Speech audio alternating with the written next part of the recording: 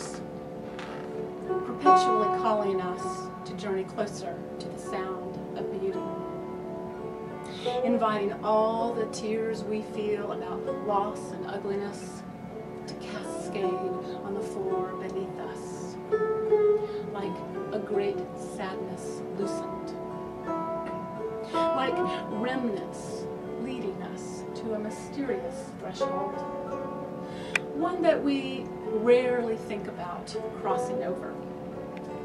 Too big, too small, no time. And then we wonder why we feel cramped and silent. If that doorway which calls us could entice us through, perhaps we would find a prayer, like a symphony in our voice, slipping from us like praise, emerging from us like the sound of a single sigh.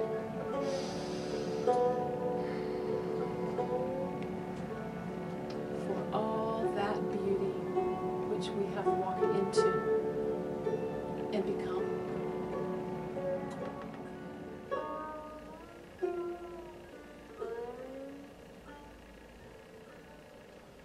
This next poem, I was driving down I-26 to come to Tryon from Asheville, and I was late as usual, and so I was driving about 80 miles an hour.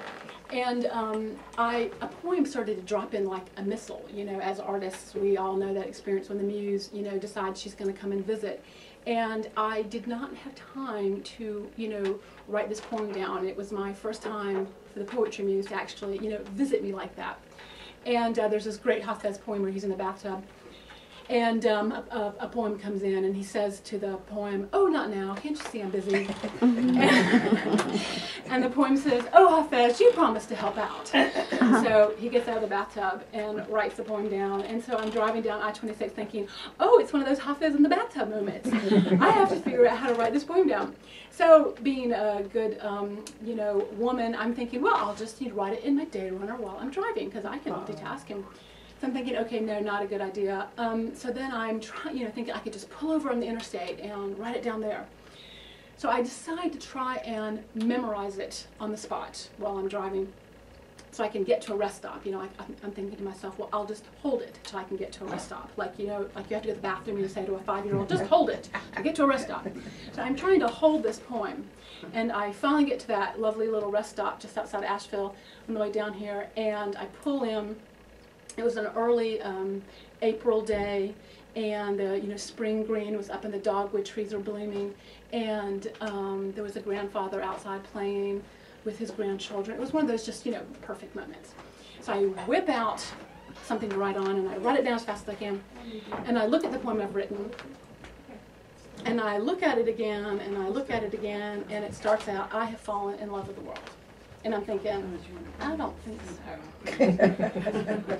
Not describe how I feel about my life at the moment at all. And so I read it again, and I realized as I was reflecting on this poem I had just written that, in fact, it was true, that I had fallen in love with the world, and I had not realized that had happened. And I had just started writing poetry a couple of weeks before and was very resistant to the whole thing. I thought, you know, I am a Taurus at Leo rising and Aries moon. I do not have time to write poetry. People who write poetry, they wear berets. I look terrible in hats.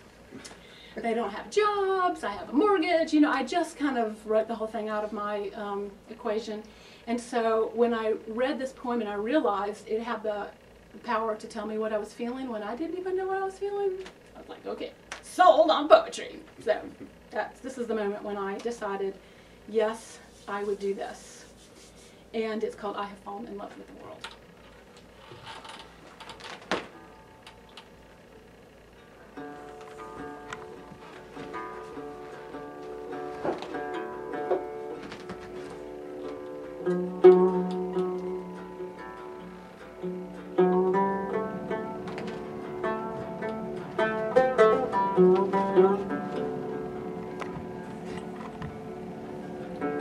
I have fallen in love with the world.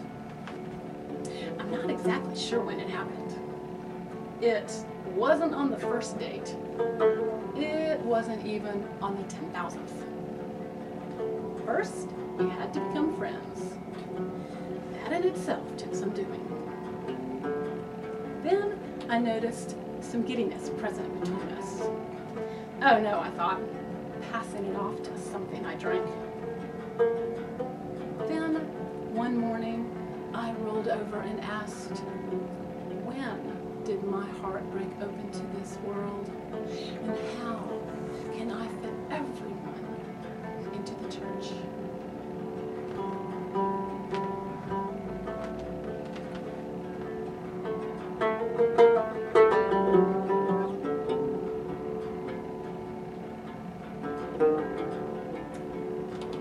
I cannot make myself small for you. I cannot reduce the layers of expression or shrink from the large thoughts in my mouth. Would a flower refusing to bloom make the world any more beautiful? We drink from the same bottle, each cool sip washing down into the earth like rain. Nowhere do we feel this more than when we take the lid off and let the thirst-quenching thunder run down our chins, the stains on our chests, war wounds of a life fully drunk up.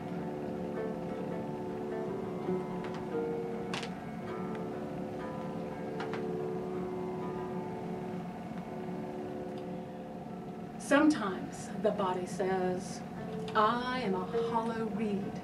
Music is playing through me.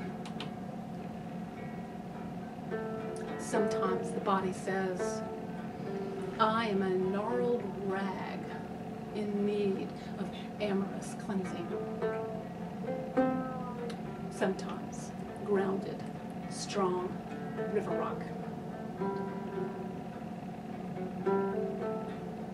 But when the body says, I have become separated from the temple, and we are left in the great divide, it is then that our parched and torn eyes seek out the hidden ocean which says,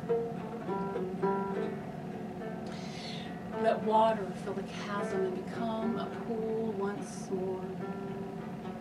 Let the rag unfurl its desperate and desecrated tangle and receive 1,000 falling stars.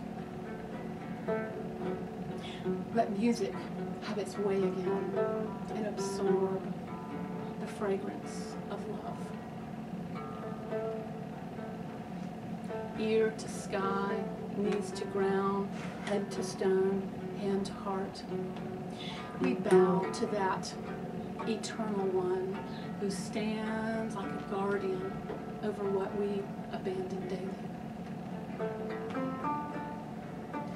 And when the body says, I know nothing but longing at the gate, the stone becomes ground, the rag a banner, the chasm a bridge, strewn with those fragrant flowers over which we return to ourselves. Music a choir, freedom an epitaph, the pool an ocean, abandoning what we love no more.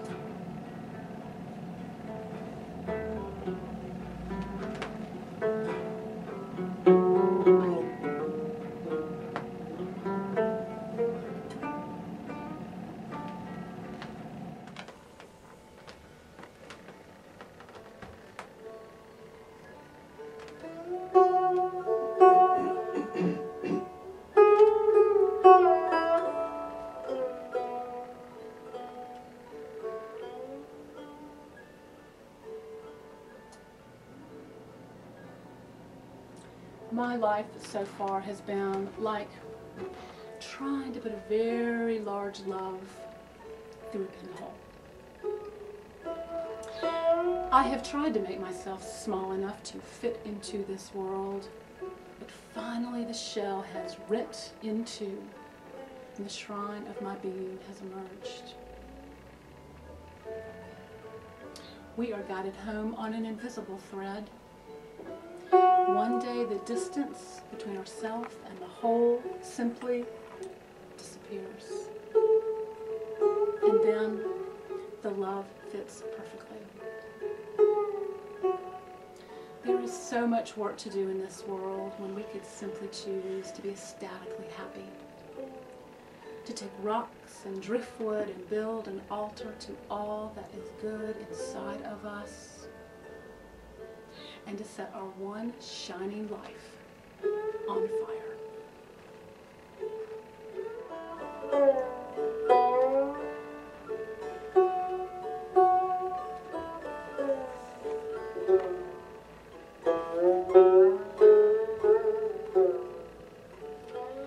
I remember being a child, careful lest I reveal the real me. Old, been here a long time woman, trapped in a child's body. Afraid of awakening their fear or disbelief or jealousy. And so we grow to be adults, hiding our jewels in the mud basket. Perhaps when future days come, we will reach up and pluck enough courage down from the sky to light up the whole stream and wash the mud away.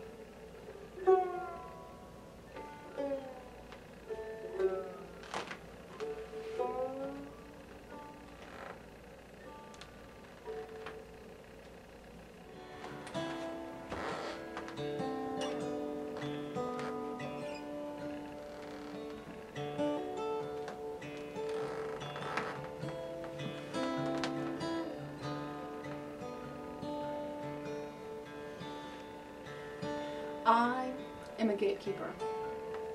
I am an entrance point.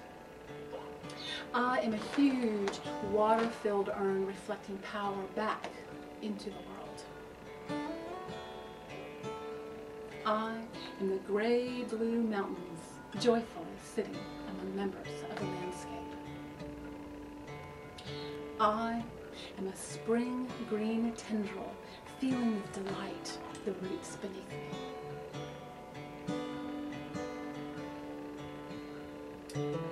I remember all of this now like a gift. Like visiting an ancient stone cairn and remembering helping to build it. Like weeping into my hands and knowing that I have found my place in the great circle of things.